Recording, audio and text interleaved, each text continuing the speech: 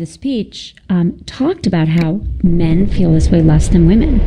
And so from a very young age going into the workforce, even if I didn't feel confident, I understood that I was sitting next to a man who probably felt more confident than I did, and I needed to overcorrect. Women systematically underestimate their own abilities. Men attribute their success to themselves, and women attribute it to other external factors. If you ask men why they did a good job, they'll say, I'm awesome. If you ask, obviously, why are you even asking? If you ask women why they did a good job, what they'll say is someone helped them, they got lucky, they worked really hard. Why does this matter? Boy, it matters a lot, because no one gets to the corner office by sitting on the side, not at the table. And no one gets the promotion if they don't think they deserve their success, or they don't even understand their own success. And that's the advice I'm giving women. I'm not trying to tell us to change how we feel, because we often can't. I tell women, sit at the table, ask the question, raise your hand. And so my message to women is, you don't have to feel like you 100% can do this. Try doing it anyway, and so many times you'll prove yourself right. I think there's a really deep irony to the fact that actions women are taking, and I see this all the time, with the objective of staying in the workforce, actually lead to their eventually leaving. I think as a society, we put more pressure on our boys to succeed than we do on our girls. I know men that stay home and work in the home to support wives with careers, and it's hard. When I go to the mommy and me stuff and I see the father there, I notice that the other mommies don't play with him. And that's a problem, because we have to make it as important a job, because it's the hardest job in the world, to work inside the home for people of both genders, if we're going to even things out and let women stay in the workforce. So that mommy and me thing, like, I have so been there, sitting in the corner, like, by myself with my son. But I mean, even the moms, like, seem to buy into this paradigm, you know, this idea that men lead and that's their natural role. You're making two hugely important points. One is that the stereotypes are holding men back as much as women. So just as we don't expect women to be assertive in the workplace, and we punish them for being it, we don't expect men to be nurturers with homes and families. And the data on this is super clear. At any income level, regardless of how active a mother is, kids with more active and involved fathers have better outcomes. They do better educationally, emotionally, professionally. So these stereotypes are holding men back from doing what's best for their own families. The other really important point you're making is that gender bias is felt and experienced by men and women. So often people think it's not bias because when a woman is disliked at work, they say, well, the women don't like her also, so it can't be bias. Exactly wrong. These stereotypes are held by men and women. Both men and women think girls are bossy. Both men and women think women are too aggressive at work. So just because women feel it does not mean it's not gender bias. And understanding that all of us, and all of us means me too. I'm sure I do this stuff all the time still. All of us are part of this problem, is how we change it. Okay, ever since I heard you talk about this idea of bossy, right, I've banned this word at home. My kids can't call a girl, and I have two boys, can't call the girls bossy, which seems to me like a small step. Yes.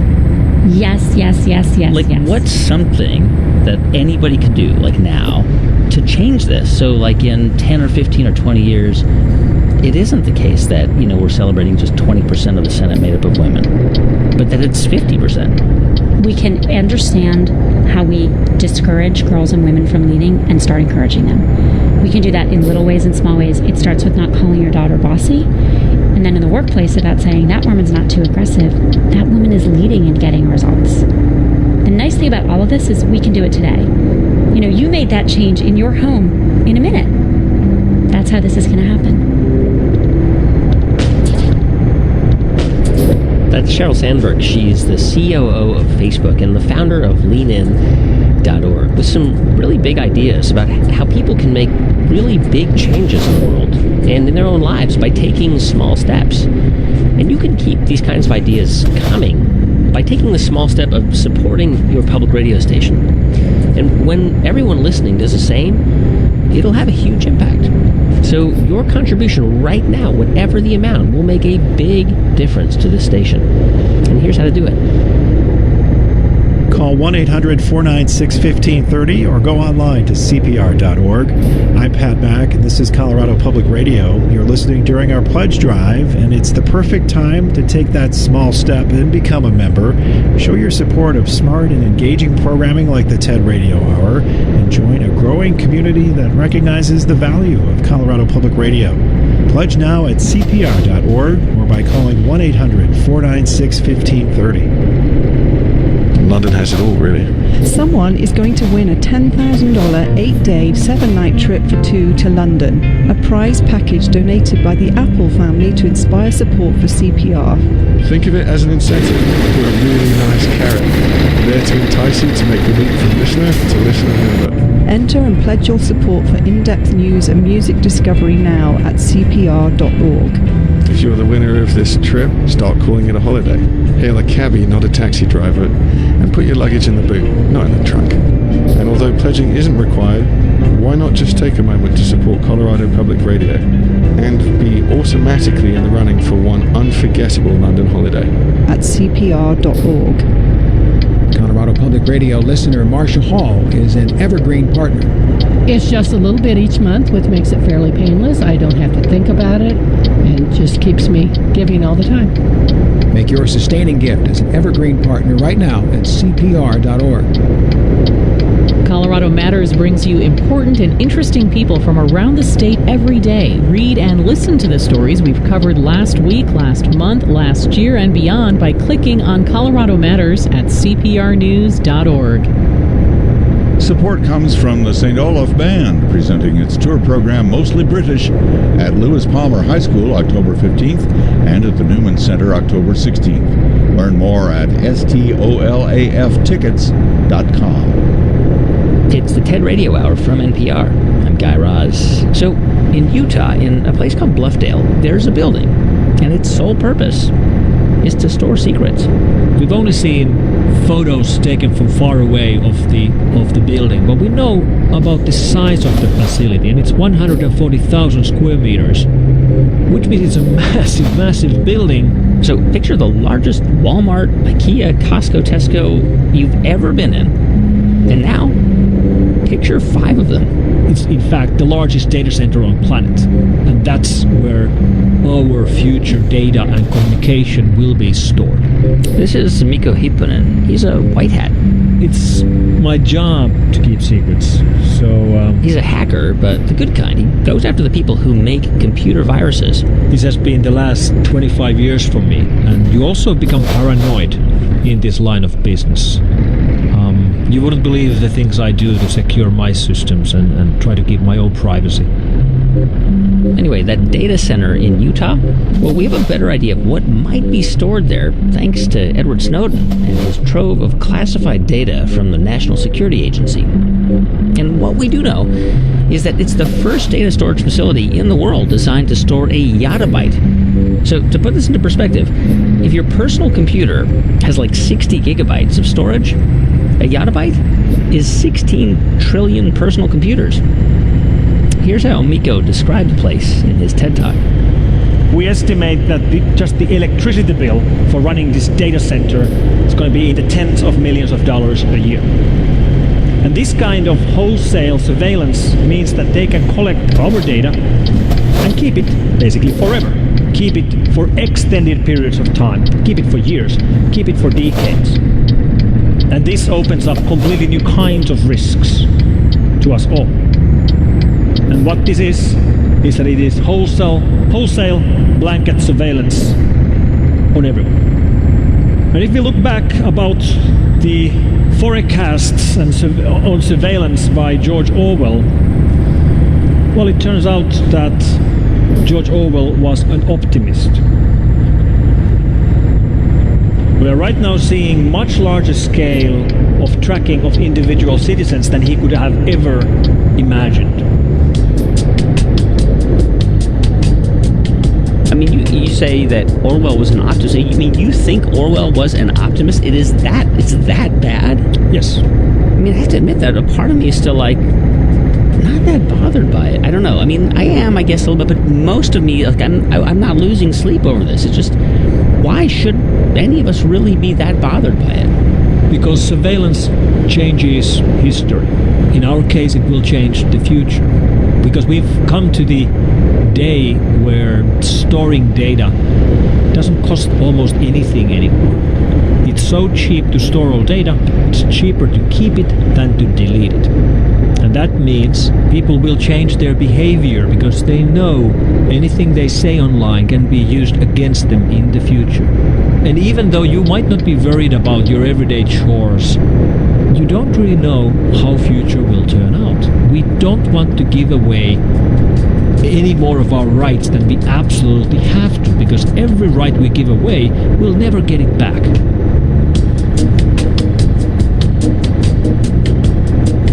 And surveillance changes history. We know this through examples of corrupt presidents like Nixon. Imagine if he would have had the kind of surveillance tools that are available today.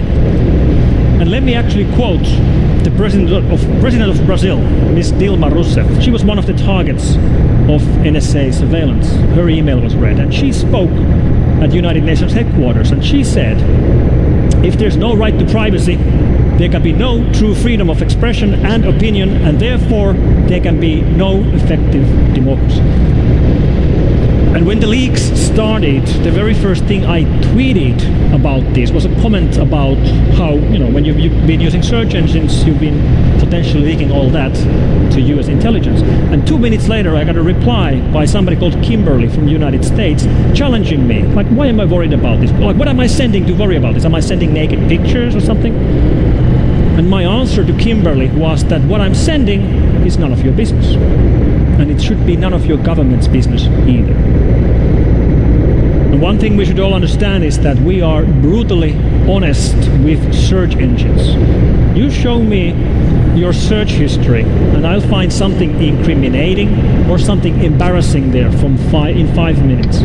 We are more honest with search engines than we are with our families. Search engines know more about you than your family members know about you. And this is all the kind of information we're giving away.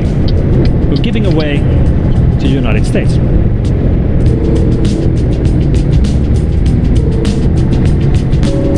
But I mean, everybody's sharing all this stuff, like, online, on Facebook, like what they like, who their friends are, what books they read, what music they listen to, their birthdays, where they live. I mean, they're voluntarily giving away all this information. Absolutely they do. And it really makes sense for many people to do exactly that. It's so convenient, it's so nice, it's so easy, and everybody else seems to be doing it. But we don't really understand the long-term implications of all of this, that we all share all of our information to the whole world to be recorded and to be stored forever. There is a difference between the stuff that people put online themselves, like pictures and their trips and flights and meals they've eaten, then the stuff that they don't realize is also going into foreign computers, like, for example, copies of your emails or every single online search you ever do, because all that is being recorded as well. And this applies to normal people. I mean, a normal everyday person who right now has no problem with any government on the planet probably isn't very worried about his Google searches being tracked or his emails being stored. But who knows about the future? Maybe that same person becomes an interesting person in 10 years or 20 years. And with today's technology, that information can be saved and stored for decades and then later used against him. But how? Well, let's take an example. I live in Finland. Here in Finland, being gay was illegal in the 1970s. If you were gay in 1970s, you would have been jailed for it, which of course nowadays sounds outrageous. However, if our government would have had the same surveillance tools at their disposal in 1970s as they have today, it would have been trivial to find all the gay people and jail all the gay people and keep them in jails, which probably would have meant that the laws would have never changed and it would still be illegal to be gay. So we don't really know how these new tools that governments have at their disposal will change the future, but it's clear they will change the future. Yes, part of it is war on terror, and yes, there are terrorists, and they do kill and maim, and we should fight them. But we know through these leaks that they've used the same techniques to listen to phone calls of European leaders, to tap the email of presidents of Mexico and Brazil, to read email traffic inside United Nations headquarters and EU Parliament. And I don't think they're trying to find terrorists from inside EU Parliament. And there are terrorists, but are we really thinking about terrorists as such an existential threat that we're ready to do anything at all? But people are cared about terrorists. And then they think that maybe that surveillance is okay because, they have nothing to hide. And whoever tells you that they have nothing to hide simply haven't thought about this long enough. But how are we ever going to stop? Miko, the train has left the station, right? Like, we can have moral and philosophical and even legal discussions, but that technology is just going to get better and better and better. I guess I wonder whether, in some ways, we just kind of have to surrender and say that most of our lives just won't be private in the future. The world is changing, and we shouldn't just blindly accept the change just because something is technologically possible. It might not be right. And we really have to think about these things now when we can still change them. And if countries that don't like to be surveilled by wholesale blanket surveillance of foreign countries targeting every single citizen, they should do something about that at a political scale. So we, the citizens of the world, should tell that to our politicians and demand change. That's Mikko Hiipponen, a white hat hacker. Now, if you like what you're hearing, then you'll know that our mission in public radio is to bring you big ideas like Mikko's, wherever you are, in your home, in your car, or your elliptical machine. But we never invade your privacy. We try not to. The choice to listen, after all, is yours. So if you find yourself relying on this station and on this program, the TED Radio Hour, please show your support right now by making a contribution. And thanks. Call 1-800-496-1530 or go online to cpr.org. I'm CPR's Pat Mack, and this is our Pledge Drive. Speaking of big ideas, Colorado Public Radio was founded on a big, and some would say crazy idea. Broadcast thoughtful shows like the TED Radio Hour, and you will respond by pledging your support.